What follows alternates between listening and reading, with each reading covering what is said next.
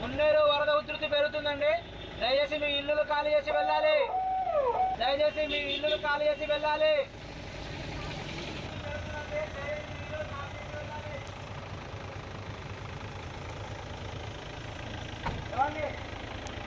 దయచేసి అందరూ వినండి. మున్నేరు వరద ఉధృతి పెరుగుతుంది. అందరూ మీ ఇల్లులు ఖాళీ చేసి మీ రిహాబిలిటేషన్ సెంటర్కి వెళ్ళండి. పైనుంచి వరద ఉధృతి బాగా పెరుగుతుంది కాబట్టి అందరూ ఇల్లు ఖాళీ చేయాలి. ఉధృతి పెరుగుతుందండి. దయచేసి అందరూ ఇల్లు ఖాళీ చేసి వెళ్ళాలి. విన్నరా హెచ్చరిక. ఇది మున్నేరు వాగు పరివాహక ప్రాంతంలో ఉన్న జనాలకు ప్రభుత్వం హెచ్చరికలు జారీ చేసింది. మున్నేరు వాగు మళ్ళీ పొంగుతోంది. మున్నేరు వాగు పరివాహక ప్రాంతంలో ఉన్న జనం ఇళ్లు ఖాళీ చేసి సురక్షిత ప్రదేశానికి వెళ్ళాలి అని హెచ్చరికలు జారీ చేస్తూ ఉన్నారు. ఇప్పటికే మున్నేరు వాగు పొంగి ప్రవహిస్తూ ఉండటంతో ముంపు ప్రాంతాల్లో ఉన్న వారిని సురక్షిత ప్రాంతాలకు తరలించారు. వారంతా ఇంకా పునరావాస కేంద్రాల్లోనే ఉన్నారు. ఇప్పుడు మరోసారి మున్నేరు వాగు పొంగుతోంది.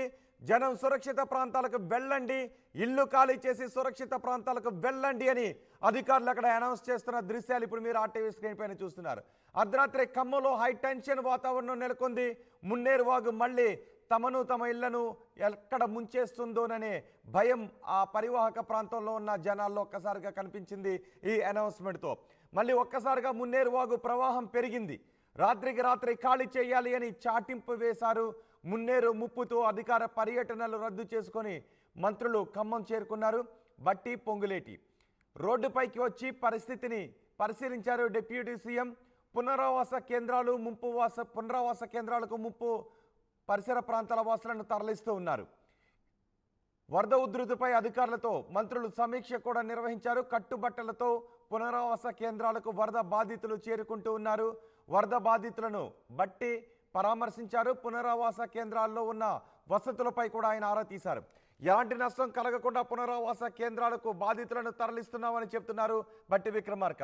క్షేత్రస్థాయిలో సహాయక చర్యలు ఇంకా కొనసాగుతున్నాయి.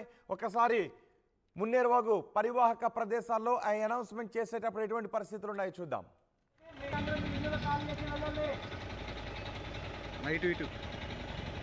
మున్నేరు వరద ఉధృతి పెరుగుతుందండి. దయచేసి మీ ఇల్లులు ఖాళీ చేసి వెళ్ళాలి. దయచేసి మీ ఇల్లులు ఖాళీ చేసి వెళ్ళాలి.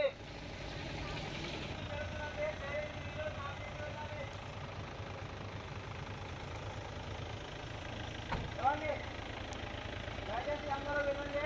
మున్నేరు వరద ఉధృతి పెరుగుతుంది. అందరూ మీ ఇల్లులు ఖాళీ చేసి మీ రిహాబిలిటేషన్ సెంటర్కి వెళ్ళండి. పైనుంచి వరద ఉధృతి బాగా పెరుగుతుంది కాబట్టి అందరూ ఇల్లు ఖాళీ చేయాలి. ఉధృతి పెరుగుతుందండి. దయచేసి అందరూ ఇల్లు ఖాళీ చేసి వెళ్ళాలి.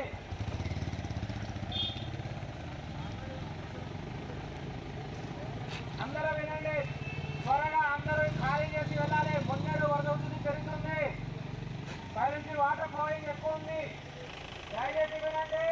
అందరూ మీ ఇల్లు ఖాళీ చేసి వెళ్ళాలి. మున్నేరు వరద ఉధృతి పెరుగుతుంది. అందరూ మీ ఇల్లు ఖాళీ చేసి వెళ్ళండి. మున్నేరు వరద ఉధృతి పెరుగుతుందండి. ప్రస్తుతం మున్నేరు వాగు పరివాహక ప్రాంతాల్లో ఎటువంటి పరిస్థితులు ఉన్నాయో మా ప్రతినిధి ఉదయ్ అందిస్తారు. ఉదయ్, ఖమ్మం నగరాన్ని మున్నేరు హడలెత్తిస్తుంది. గడిచిన వారం రోజులుగా ఖమ్మం నగర శివారు ప్రాంత వాసులను కంటి మీద కునుకు లేకుండా చేస్తోంది. మరోమారు మున్నేరుకు వరద ఉధృతి వస్తుందన్న సమాచారంతో ఒకసారిగా ప్రభుత్వ యంత్రాంగం అప్రమత్తమైంది. మున్నేరు వరద ఉధృతి కారణంగా పరివాహక ప్రాంతాల్లో ఉన్నటువంటి నివాసం ఉన్నటువంటి ప్రజలందరినీ కూడా ఖాళీ చేయాలని ఇప్పటికే అధికార యంత్రాంగం ఆదేశాలు జారీ చేస్తోంది. ప్రస్తుతం వాడవాడలా ప్రచారం నిర్వహిస్తూ నిరాశ్రయులైనటువంటి వ్యక్తులందరినీ కూడా మరోమారు ముంపు ప్రాంత వాసులందరినీ కూడా పునరావాస కేంద్రాలకు తరలి వెళ్లాలని ఆదేశించడంతో ఒక్కసారిగా మున్నేరు ప్రాంత వాసుల్లో మరోమారు అలజడి ఆందోళనే దర్శనమిస్తున్నాయి. ప్రస్తుతం మున్నేరు వరద ఉధృతి 9.2 అడుగులు ఉన్నట్లు మనకు సమాచారం అయితే అందుతుంది. ఇది మరింత ఉధృతి ప్రవాహం మరింత పెరిగే అవకాశం ఉంది. అటు మున్నేరు ఎగువ ప్రాంతంలో భారీ మొత్తంలో వర్షపాతం కురిసిందని ఇప్పటికే ఇరిగేషన్ అధికారులు కూడా అంచనా వేస్తున్నారు. వాతావరణ శాఖ కూడా ఖమ్మం, భద్రాద్రి కొత్తగూడెం, మహబూబాబాద్ జిల్లాలకు అలర్ట్ జారీ చేసింది. రాబోయే 12 గంటల్లో భారీ నుంచి అతి భారీ వర్షపాతం నమోదయ్యే అవకాశం ఉందన్న నేపథ్యంలో ప్రభుత్వానికి ఇప్పటికే సూచన కూడా జారీ చేసింది. దీంతో రాష్ట్ర ప్రభుత్వం అప్రమత్తమైంది. ఇప్పటికే డిప్యూటీ సీఎం బట్టి విక్రమార్క హుటాహుటిన తన అధికారిక పర్యటనలన్నింటినీ రద్దు చేసుకొని నేరుగా ఖమ్మం రాబోతున్నారు. మరోవైపు రెవెన్యూ శాఖ, విపత్తు నిర్వహణ శాఖ మంత్రి పొంగులేటి శ్రీనివాసరెడ్డి కూడా ఖమ్మం చేరుకోబోతున్నారు. దీంతో పూర్తి స్థాయిలో సహాయక చర్యలను ముమ్మరం చేసేందుకు మరోమారు పునరావాస కేంద్రాలను రీఓపెన్ చేసేందుకు ఇప్పటికే ప్రభుత్వం నిర్ణయం తీసుకుంది. అయితే ప్రధానంగా మున్నేరు కుడి ఎడమ పరివాహక ప్రాంతాల్లో ఉన్నటువంటి లోతట్టు ప్రాంతవాసుల్లో చాలా పెద్ద ఎత్తున ఆందోళన వ్యక్తమవుతుంది. మరోమారు మున్నేరు ఉప్పొంగుతుందన్న ఒక సమాచారం రావడంతో ప్రభుత్వం ఇచ్చినటువంటి సూచికల ఆధారంగా వారంతా కూడా మరోమారు కట్టుబట్టలతో తిరిగి పునరావాస కేంద్రాలకు వెళ్ళబోతున్నారు. అయితే ఇప్పటికే పూర్తి స్థాయిలో మున్నేరు వారి జీవితాలన్నింటినీ కూడా కబలించి వేసింది. కట్టుబట్టలతో నడి రోడ్డు మీద నిలబడ్డటువంటి నిరాశ్రయులు ఒకవైపు భారీ వర్షాన్ని ఎదుర్కొంటున్నారు, మరోవైపు మున్నేరు వరద ఉధృతిని కూడా ఎదుర్కొంటున్నారు. ఎన్నో ఒడిదొడుకుల మధ్య మరోమారు వారు పునరావాస కేంద్రాలకు కట్టుబట్టలతో తిరిగి వెళ్లాల్సినటువంటి పరిస్థితి నిలిపింది. ఒకవైపు చిమ్మ చీకటి, మరోవైపు జడివాన. ఈ నేపథ్యంలో సహాయక చర్యలు కూడా కొనసాగించాలని చెప్పి ఇప్పటికే లోతట్టు ప్రాంత వాసులు కోరుతున్నారు. ప్రతి ఏరియాకి ఒక ప్రత్యేకమైనటువంటి ట్రాక్టర్లను తరలిస్తే తామంతా పునరావాస కేంద్రాలకు సహాయక చర్యలో భాగంగా వస్తు సామాగ్రిని అంతా వెంట పెట్టుకుని పునరావాస కేంద్రాలకు వెళ్తామని చెప్తున్నారు. కానీ ఎక్కడా కూడా వాహనాలు కనిపించట్లేదు. కేవలం ఒక సందేశాన్ని మాత్రమే ఇస్తున్నారు. తక్షణమే వదిలి వెళ్ళిపోండి, ఇళ్లను అన్నింటినీ కూడా వదిలి వెళ్ళిపోవాలని చెప్పి పునరావాస కేంద్రాలకు వెళ్ళాలని చెప్పి సూచిస్తున్నారు. కానీ ఎక్కడా కూడా తమకు కావాల్సినటువంటి సహాయం ప్రభుత్వం చెందట్లేదని మున్నేరు ప్రాంత వాసులు చెప్తున్నారు. ప్రభుత్వం మాత్రం అప్రమత్తమైంది. పునరావాస కేంద్రాలను రీఓపెన్ చేశామని చెప్తోంది. ఎక్కడికక్కడ వాహనాలను ఏర్పాటు చేసుకొని ఆ కాలనీ వాసులంతా కూడా పునరావాస కేంద్రాలకు వెళ్లేందుకైతే ప్రస్తుతం పయనమవుతున్నటువంటి పరిస్థితి కనిపిస్తుంది. ప్రస్తుతం మనం ఈ ప్రాంత వాసులు కూడా ఉన్నారు, వారితో కూడా మాట్లాడిద్దాం. బాబాయ్, అసలు ఏంటి పరిస్థితి? దాదాపు వారం రోజులుగా ఇక్కడ నిద్ర లేదు మీ అందరికీ. పునరావాస కేంద్రాలను తల్లాచుకున్నారు. ఒకవైపు తినడానికి తిండి, కట్టుకోవడానికి బట్ట కూడా దూరమైనటువంటి సందర్భం గతంలో కనిపించింది.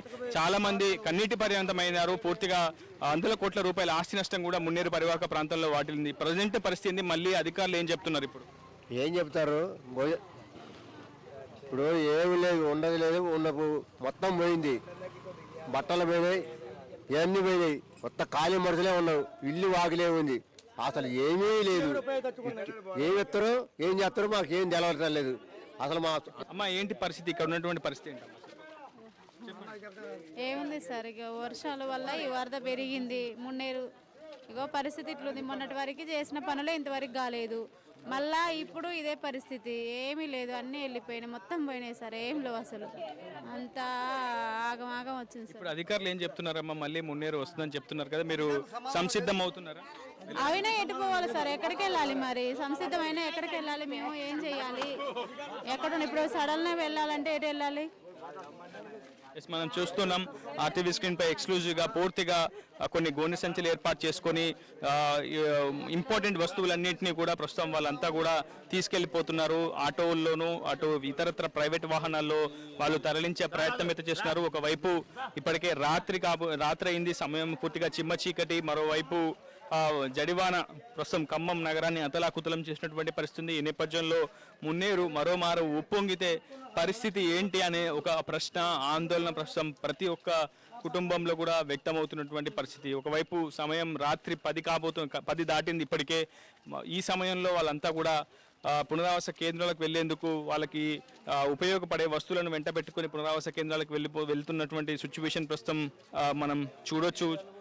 ఆర్టీవీ స్క్రీన్ పై ఎక్స్క్లూజివ్గా మీకు చూపించే ప్రయత్నం చేస్తున్నారు. మొదటి నుంచి మున్నేరు ముంపు ప్రాంత వాసుల ఘోషను కూడా మీకు కళ్ళకు కట్టినట్టుగా వాళ్ళ దీన అవస్థను కావచ్చు, వాళ్ళ దుర్భర స్థితిని చూపించే ప్రయత్నం చేస్తున్నాం. ఇప్పటికే ఇళ్లలోకి భారీ మొత్తంలో బురద మేటలు వేసింది. దాన్ని శుభ్రం చేసేందుకు సుమారు వాళ్ళకి 72 గంటల సమయం పట్టింది. కానీ ఆ నష్టాన్ని నుంచి కోలుకునేందుకు సుమారు కొన్ని నెలలు, సంవత్సరాలు కూడా పట్టే అవకాశం అవుతుంది. ఇప్పటివరకైతే ప్రభుత్వం తక్షణ సాయం కింద 10,000 ఇస్తున్నామని చెబుతుంది. కానీ